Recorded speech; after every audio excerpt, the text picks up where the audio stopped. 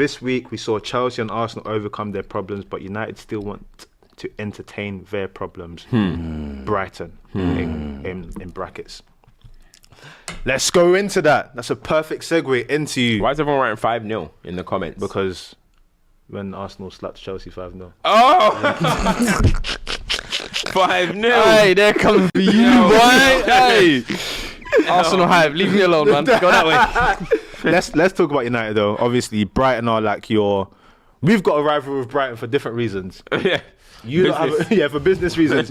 You don't have like a relationship with Brighton where it's like Brighton. Mate. You give 3 points every season, basically. Yeah. Oh, 6, shall I say? Yeah. And then we got one last season. In this, got to get a little something every now and then. This particular game was very interesting. The comments are getting crazy. And the 6-0 on Wenger's 1,000.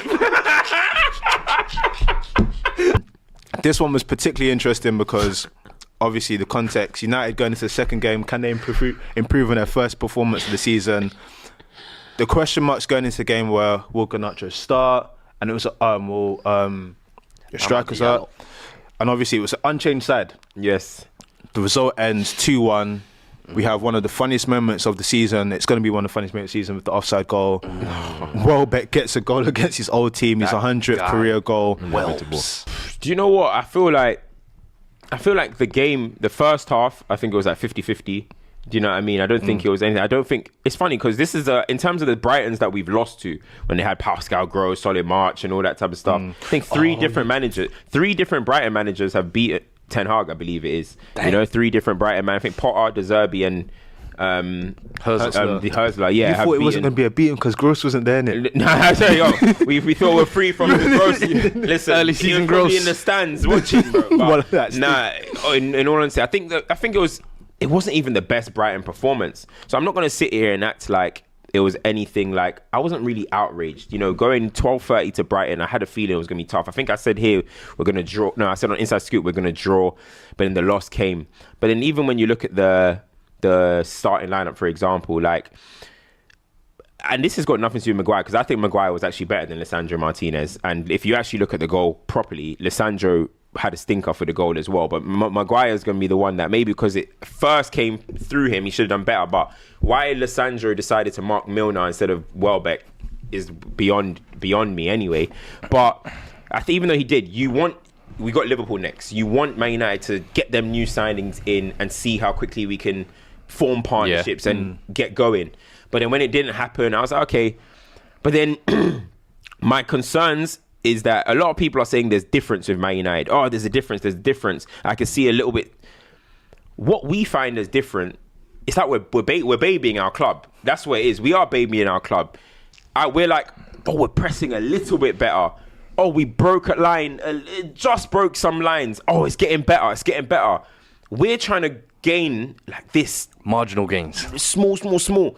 Whereas other teams are trying to go way up. They're trying to, you know what I mean? Like, whatever happens with Chelsea, we don't know. But you're looking at it and you're like, okay, you're seeing something completely different maybe than you saw with Pochettino. Yeah. On Slot, you're seeing something completely different. Ange last season when he came in, you saw something completely different.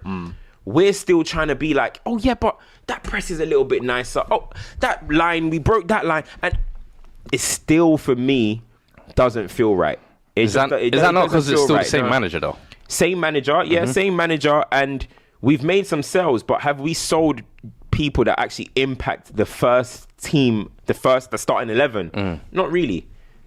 We're selling people that are going to be on the bench. We're selling fringe players, but we haven't really impacted that starting 11 yet. And when I look at Manchester United, obviously I've got to wait and see when Euro's back and De Ligt is in and stuff like that. But right now, I don't see a team that's necessarily improved. And if you think we have improved, I mean, you're talking 1-2% in my opinion. Do you know what I mean? Do you know what my biggest thing with United is at the moment? I look at a situation where Ten Hag, in terms of this contract, it's stalled for so long.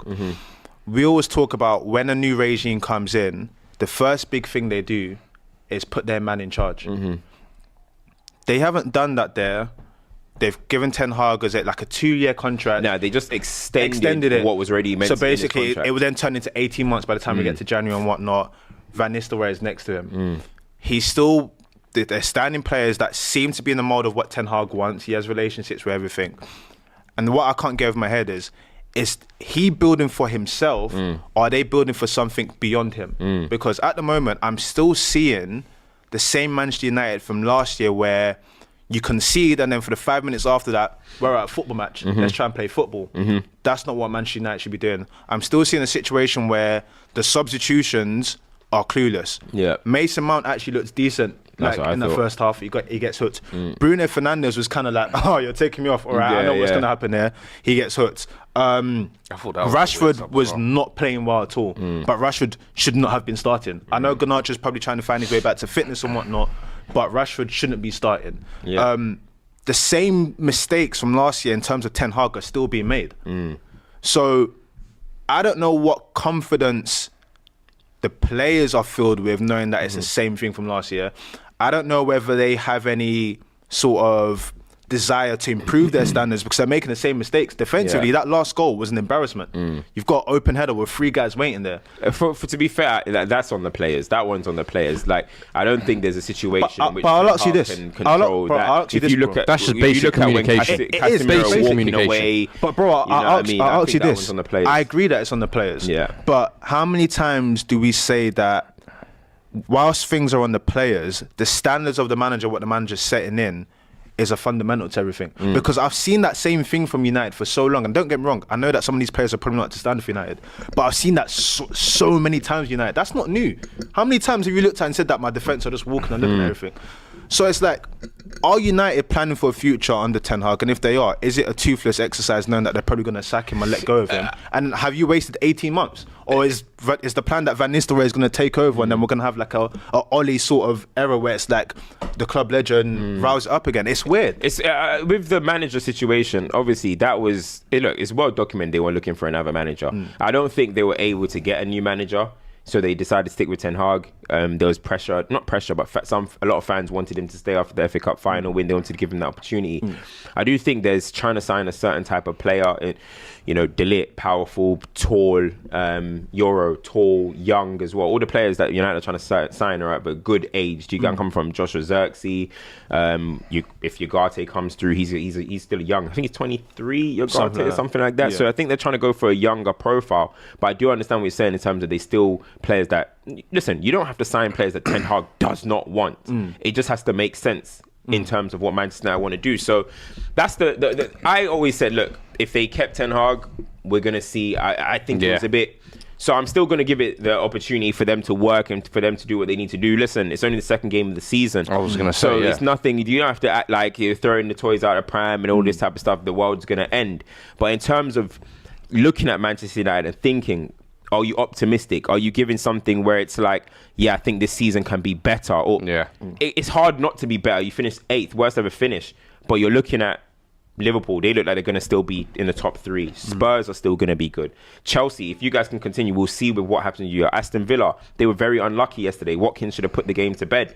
So you're looking at these teams and you're like, okay, the only reason you give it the optimism is because it's a brand new season. You got some signing. You're thinking, okay, cool, let's see. But on the pitch at the moment, I'm still seeing things where I'm like, anyone that thinks that this season's going to be some top 4, I just don't believe it. I think had you lot been more clinical, though, this game could have been completely different because it's the last kick of the game where essentially you lose the game. But I remember Amad Diallo on the counter-attack, the Garnacho disallowed goal. Zirkzee when he came on a couple of half chances. But it's fine margins at the top level. And that's what I'm thinking. I'm like, that's why I don't think it's all like, completely back to almost like last season or whatever. I'm thinking literally it's a game of clinical chances. And even when I'm looking at the stats here, the shots are pretty even. The XG is even pretty even. But it's like, it was expected that Brighton are going to create chances, but I just think if United took 1 or 2 of their chances, like Zirkzee on the line, that is just like a freak 1 in a million acts. I think the last time we saw something like that was it Nani, Cristiano Ronaldo denying off the line? Because that's a goal 99% of the time. He didn't mean that though. He didn't mean it, of course. He's just thinking, let me just try and get out of the way type of thing. But that goes in 2-1. The thing is, you still have the same. The thing is, you still have the same like quality issues. We still don't retain the ball well.